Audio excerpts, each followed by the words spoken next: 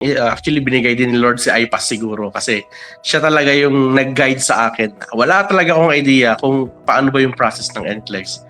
Lalo't wala naman akong time para mag-browse ng mga magbasa-basa minsan. Ano ba yung mga gagawin ko step by step? Since na ganun ang situation nyo, na busy kayo sa work at hindi nyo maharap yung mga bagay-bagay, andyan si iPass. Yan yung role na iPass ngayon. Diyan papasok si iPass. Lahat ng process, ibibigay nila sa'yo, i-assist ka nila. Napakalaking tulong kasi kahit simpleng bagay lang na tanong, andyan sila, magre-respond sila. Anytime na pwede mong may hindi ka sure na gawin, i-guide ka nila. Napakagaling lang ng assistance ni iPass. Tapos yun nga, may review offer din sila. So parang complete package naman na sila, ma'am. Pag nagpapasalamat pa rin talaga ako sa inyo sa iPass. Yun, dahil kayo yung naging guide ko talaga from the beginning hanggang sa nakuha ko yung license ko as CRNA RN.